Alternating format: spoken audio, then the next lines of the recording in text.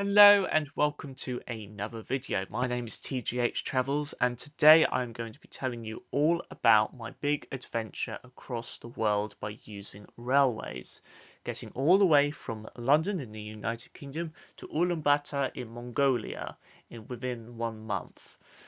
This trip was done in 2019 with my wonderful parents, and I'm going to be telling you about the first section of this trip, which was from London to Berlin in Germany. So for context, this journey was completed in 2019 in the month of August. This was before the COVID-19, the Ukraine war, and the Middle Eastern crisis. So this was during a time when we were able to do this trip, and we were very fortunate we took the time and jumped at that opportunity to take this trip, because definitely today we would not be able to do this. We travelled across 10 countries, the longest being in Russia, which is the largest country in the world, land mass wise. This is before the UK left the European Union and Brexit came into force. We took the train, as I said, from London to Ulaanbaatar in Mongolia, and I decided to take a mascot with me to take photos of and to share my adventure with my friends. This was a My Little Pony plush, which you will see her on the later slides. And this journey was completed alongside my parents. There's my dad here, standing next to this Russian diesel, electric locomotive, I believe. And this inspiration for this journey came when I wanted to learn Russian. As an example, Здравствуйте, меня зовут Thomas. So that's hello, my name is Thomas. So this is the first part. This is where the journey begins in London, and this was from London to Berlin. And there's me next to the Eurostar. Made a little intro to the World Railway Voyage podcast. So this is where it all begins. Oh,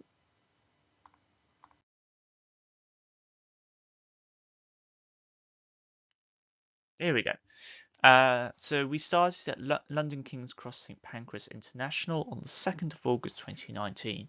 And there's Luna at the start of her epic adventure around the world. And this is where the Eurostar is. So this is where Britain is connected with mainland Europe. And so we got the Eurostar into Brussels. And there's a statue of John Benjamin, who was an English poet, writer, and broadcaster in the 20th century. This is who Luna is standing on his shoulder. We start with in the capital city of the United Kingdom, London. It has around 9 million inhabitants and is formerly the capital of the British Empire, which was the largest empire throughout human history. It is home to the London Underground, the world's oldest, and is the start of our journey with the Eurostar. So we took the Eurostar from London and we went through France and we went up to Brussels in Belgium. And then we got the ice train to Cologne, which is our second major stop, really, the first tourist trip that we did on our journey. So Cologne is the fourth largest city in Germany. It is the capital of North Rhine-Westphalia. It has around 1.1 million inhabitants, and Cologne Cathedral was the tallest building in the world from 1880 to 1890. It was surpassed, however, Cologne Cathedral is still the world's tallest cathedral at the moment. So the city is also located to the left of the River Rhine. This is Cologne Cathedral, which was the first thing we went to visit when we got to our first overnight stop. And this is inside the cathedral. Here are the four apostles, Matthew, Mark, Luke, and John. There's the Messiah on the cross. And this is inside the cathedral. And then afterwards, we decided to have a walk around Cologne with the colourful houses. I think we had a beer or something in a restaurant, which was very nice. We saw a few more churches, and again, there's the River Rhine. So that was our first overnight stop. Day two, we went to Berlin, taking the ice train. Here I am, standing next to our morning ice train to get to Berlin. Here's Cologne, which is on the, excuse me, on the west of Germany, and you have Berlin, which is on the east. And there's a shot of us going through the German countryside. It was around roughly 482 kilometers from Cologne to Berlin, and here we are arriving in Berlin. Berlin it has around 3.7 million inhabitants. It's obviously the capital of Germany.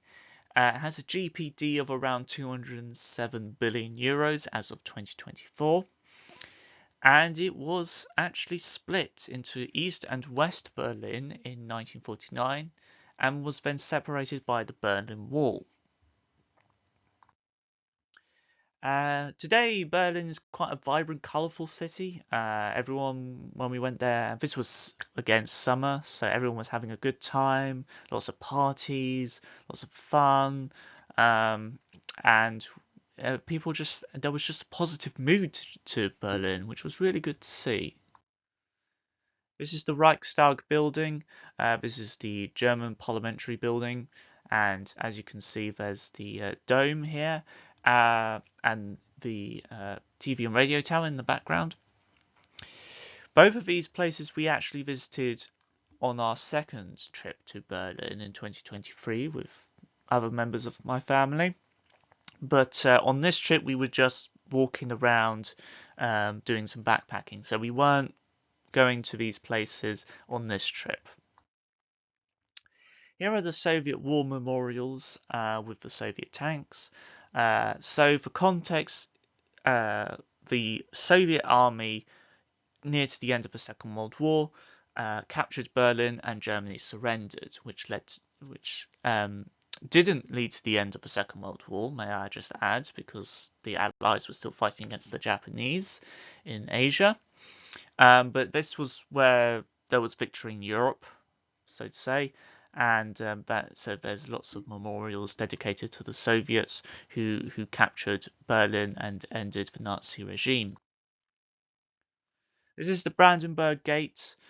This was constructed by William Frederick II many years ago, and it was the starting point of the road from Berlin to Brandenburg, which Brandenburg, to my knowledge, was the capital of Prussia. So that's why this monument was constructed, to show this is the beginning of the road. Now here's the Berlin Wall. This is where you can see quite a large significance of it. So this is where the Berlin Wall still stands, obviously as a monument now, and people go and visit it. And this is on the right what it would have looked like during the Cold War. So on one side you can see that the West were able to get close to it, and they would draw these arts and paintings, and but on the East you were nowhere near allowed that wall, which is why it's sort of painted this sort of clear white. And this was constructed as East and West Berlin was separated, and there was quite a large sort of Soviet significance, communism significance in East Berlin. This is Checkpoint Charlie, which is where you have the American sector meeting the Soviet sector, and as you can see, is a lot of touristy things going around, sort of like some American soldiers here standing at the checkpoint, and you have the famous sign that says you are entering the American sector in the different languages. So on our second day in Berlin, and this was the day when we were going to leave Berlin and head into Poland, we took the Berlin U-Bahn, and this was the Holocaust Museum. Now the Holocaust Museum was designed to make you have a sense of dysphoria and get very disorientated, and sort of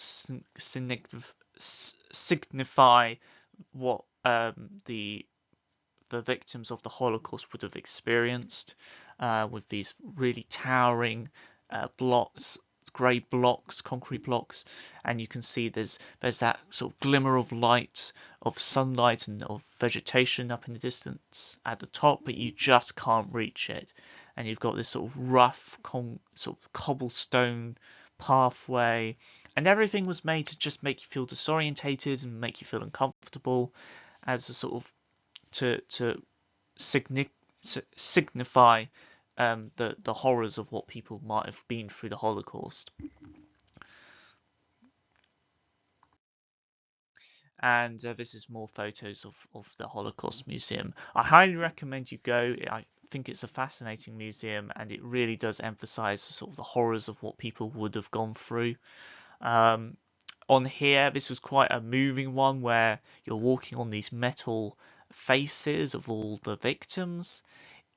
And again, you have this sort of contrast of the concrete, these tall concrete walls and towers, and you have the sunlight just coming through, but you just can't reach it. And again, the sort of the vegetation growing. So that was our last tourist event in Berlin. And then we got the train to cross into Poland, which will be the next video on this trip. So thank you very much for watching this episode. If you want me to do more of these episodes talking about this big trip that I did, then please hit the subscribe button, hit the like button, and I will go and make the next episode for you to share with everyone of the big adventures I did around the world. So thank you very much for watching. This is TGH Travels.